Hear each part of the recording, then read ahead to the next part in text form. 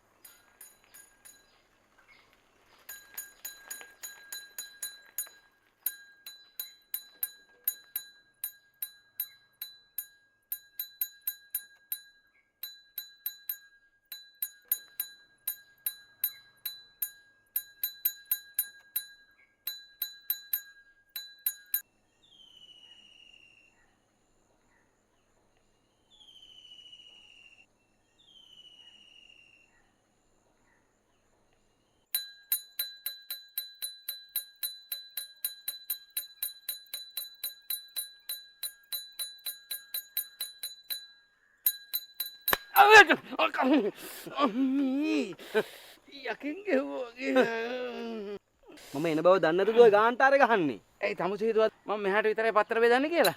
ඔය ආයි ගහනවා ඉතින්. මං කියලා තියෙනවානේ. ඔය තමුසේ කියලා තියෙන්නේ නෝනත් බලනවා කියලා. ඒ හොරෙන් ඈ සර්ට් එම වුණොත් දන්නවනේ.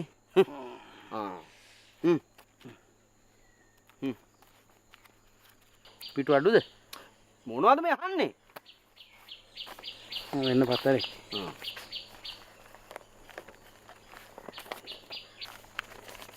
මේ ආශික් පොතක් තියෙනවා. හැබැයි පිටුවල කෙල ගන්න එපා හොඳේ. මේ මං කෙල තොල්ලෙක් කියලා හිතුවද? ඔය ඉතින් තමුසේ කෙල තොල්ල වෙන්න හදනවනේ. හරි.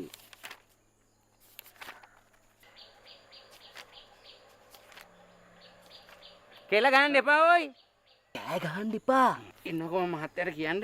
ඒ මහත්තයාට නම් කියන්න එපා ඈ. නේ තමුසේ මට ගැහුවයි කියලා කියනවා.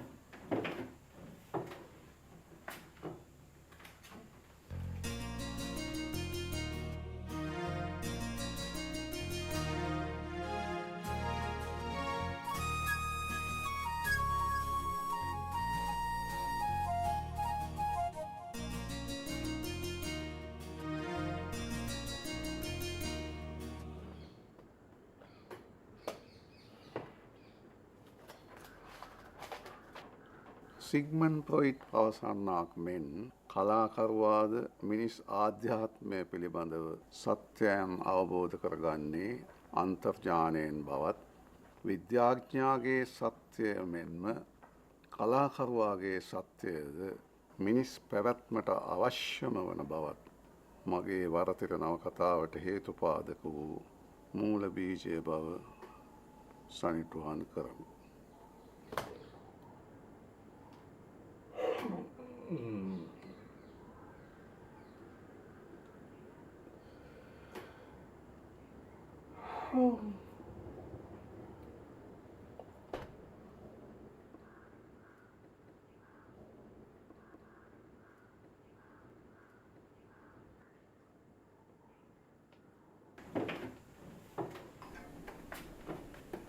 Good morning, Anu. Good morning. මොකද අද මෙච්චර සතුටෙන් නවලක ලියලා ඉවර කරාද?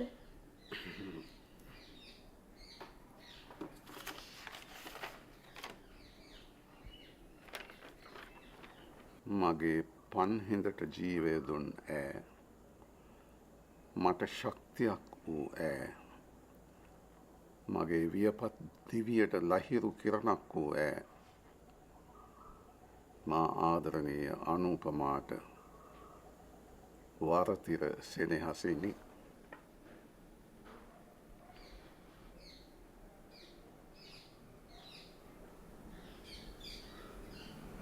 ඔයා කොච්චර වටින සැමියෙක්ද අතු?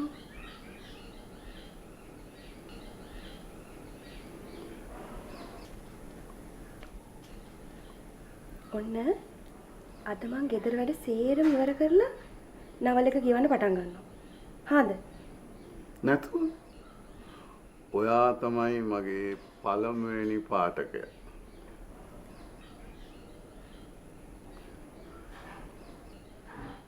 එච්චරද?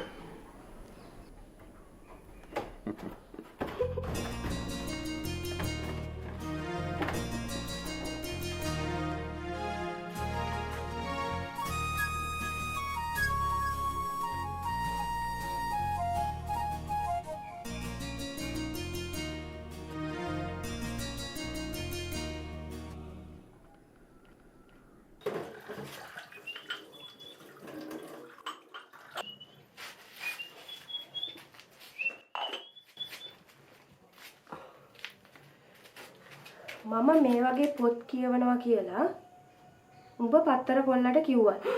පිස්සුද නෝනා? මගේ ප්‍රෙන්ඩා කීයටවත් කටහරින එකක්. ඒ ගැන උඹ කිව්වා. හත් දෙයියන් පල්ලා නෝනා මේ ඔරුවට දිවුරන්න ලෑස්ති වෙන්න එපා. මේ නෝනා මම මේ කාරණයක් අහන්නමයි හිටියේ. මේ අපේ සර් ඔච්චර හොඳ පොත් ලියද්දී මේ නෝනා ඇයි ඔය වගේ පොත් කියවන්නේ? මොකක්? අනු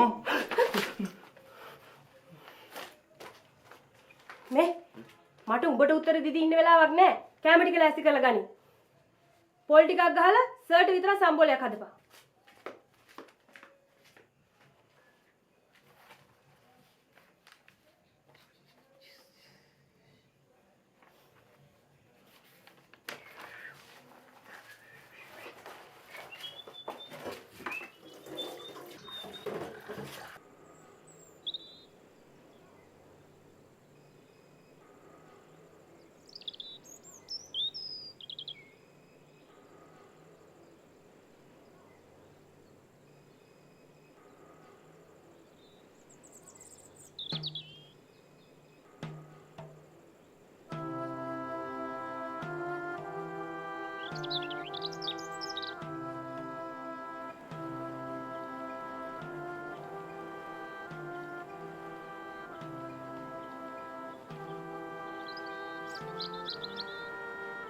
අවසරයි හාමුදුරනේ.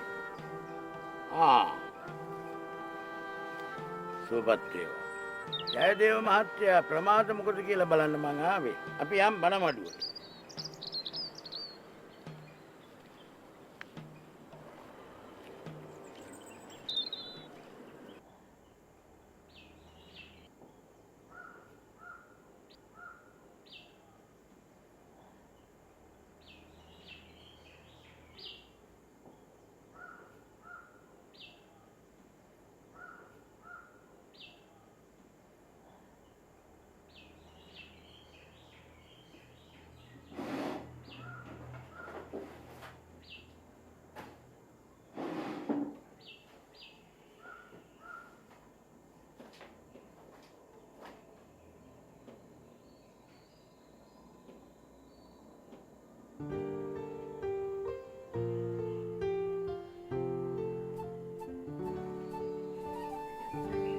ගම් පාට ලාසඳ බැස යන මොහොතක මගේ දෙසවන් තුළ නෙන්නාද දෙන්නේ අරුණාලු කිරණයෙන් තුටුවන විහඟුන්ගේ ගීතමය බස්වහරයි. වරතිර ආරම්භන්නට පෙර මම නිහඬව කන්දී සිටින්නෙමි. එය නුඹගේ ඉකිබිඳුමට වඩා කොයිතරම් මිහිරිද. සොඳරිය, නුඹ මා හැර ගියත් මට හැකිද නුඹ අමතක කරන්නට. මන්ද මට එය තවත් මතකයක් වන හේයිනි.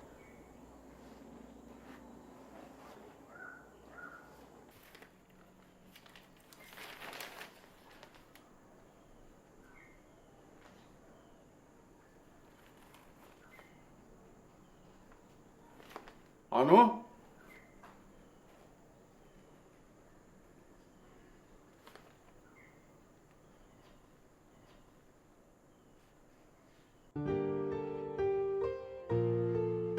පොත්වල ලියවුණු සුන්දර වචන වගේ ජීවිතෙත් සුන්දර වුණා නම් කොයි තරම් අපූර්වද.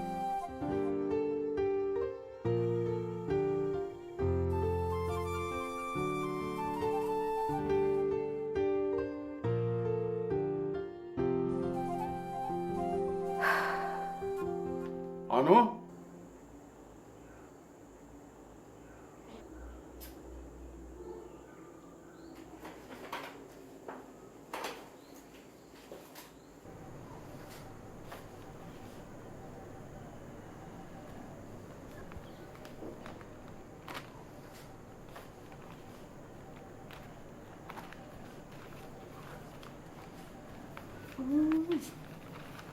අයියතු මම තාම නවල එකේ ෆස්ට් පේජ් එකවත් කියවලා ඉවර කරේ නැහැ. ටයිප් සෙටිං ඉක්මන් කළොත් දැන් මට පුළුවන් නවකතාව ඉක්මනින්ම පාඨකයා අතරට යවන්න. මේ බලන්න.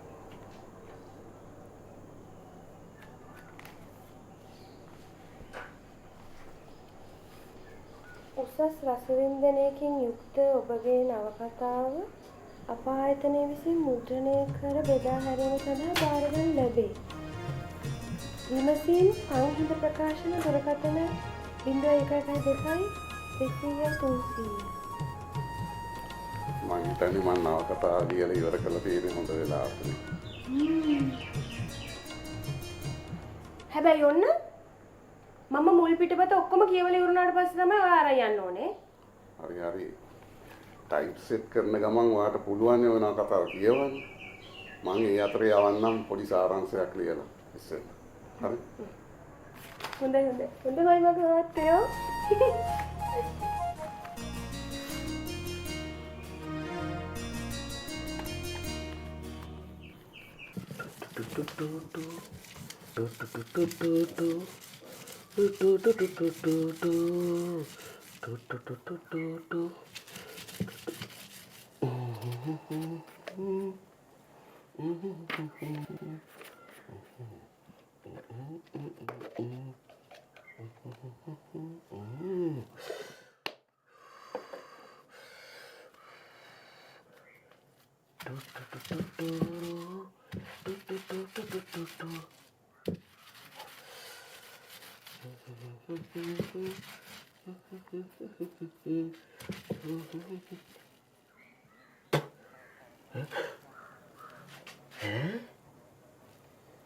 නෝන අලුත් මිරිස් ත්‍යාජයක්වත් ගෙන්නද? කහ පාට මිරිස් වෙන්න බෑ.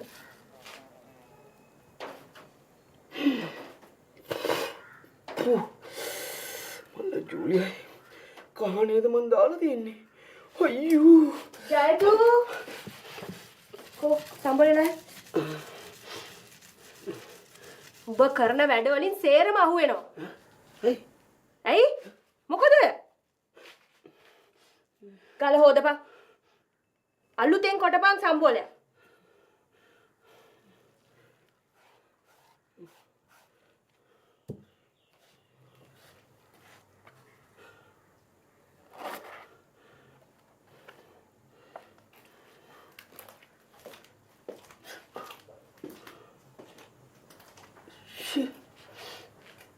මොන එකටද මං කියන පොත් කියවන්නේ?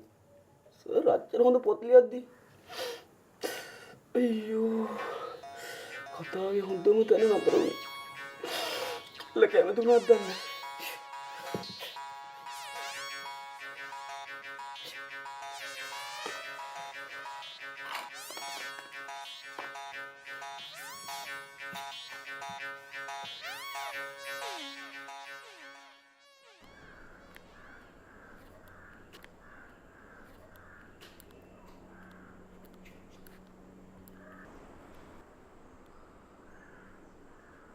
අද එදා තරම් පොතපත කියවපු පිරිස නැහැ කියලා මං කිව්වොත් අපේ හාමුදුරනේ. ඒක ඇත්ත. ජීවන වියදම වැඩි වෙනකොට මිනිස්සු පොතපත කියවීමෙන් ඈත් වෙනවා. සාහිත්‍ය නිලධාරීන් එක්කත් බොහොම අමාරුයි පොතපත කියවන සමාජයක් බිහි කරන්න. ඒ වගේ වැඩකට අපිට අවශ්‍ය මහාචාර්ය අතුරුපාන වගේ සාහිත්‍යදරයි. ඒ වගේ සාහිත්‍යදරින් කොහොමද මේවට සහභාගී වෙන්නේ? එතුමාගේ පොත එලි දක්වන්නමත් ක්‍රමයක් එතුමාට නැහැ. ඒ වගේ මහාචාර්යවරු සාහිත්‍ය කෙරෙහි උනන්දු කරන වැඩපිළිවෙලක් අත නැහැ. ජයදේව මහත්තයට තේරෙනවනේ මං කියන දේ.